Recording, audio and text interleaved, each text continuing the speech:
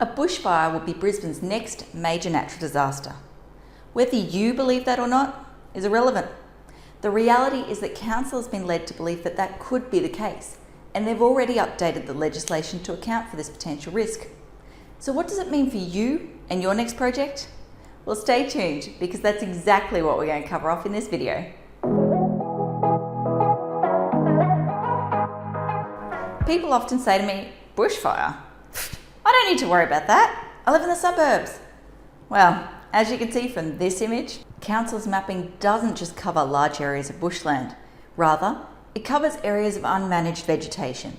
And by that, I mean vegetation that doesn't have a regular maintenance program in place. The impact that this overlay has depends on the type of proposal, the type of application that you're looking at. Let's start with houses and house extensions as an example.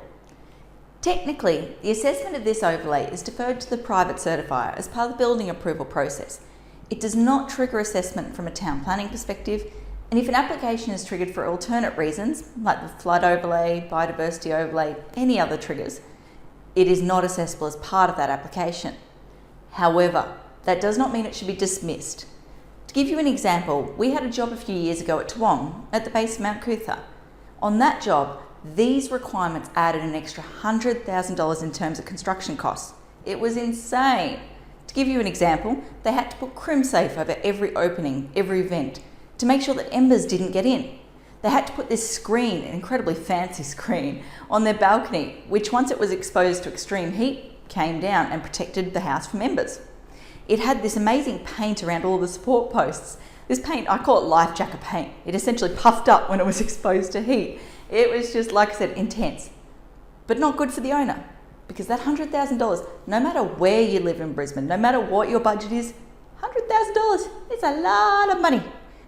So if you're looking at a house or a house extension application, you kind of want to know about those extra costs and the design considerations early on in the process. You don't want that surprise at the end of the process.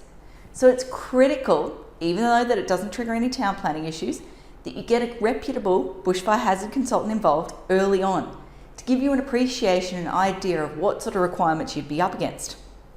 So that's obviously houses and house extensions.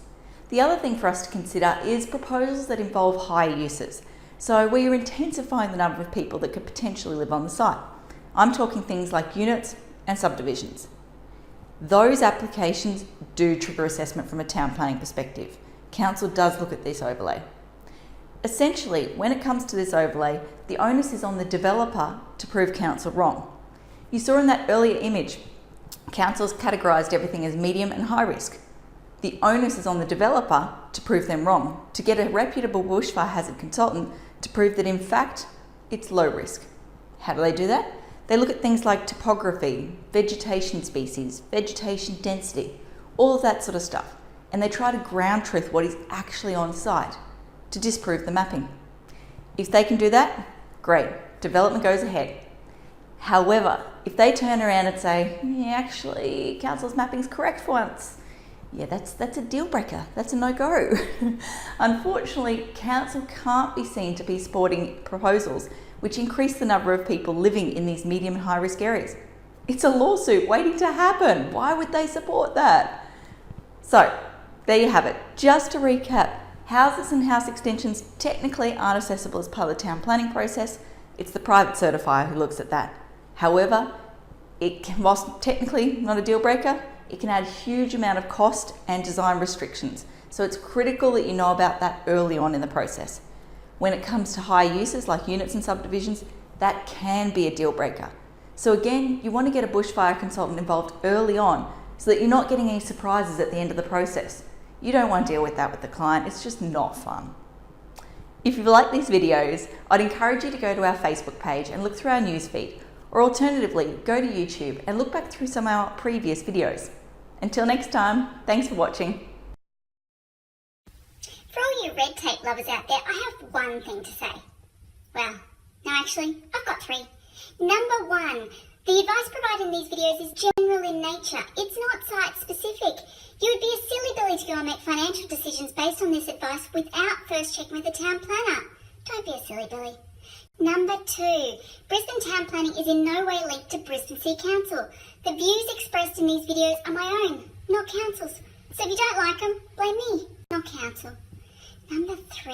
What was my number 3? Oh yeah. The views expressed in these videos are accurate at the time of recording. If you're watching this video back 10 years from now, the views may not be so accurate. That's all.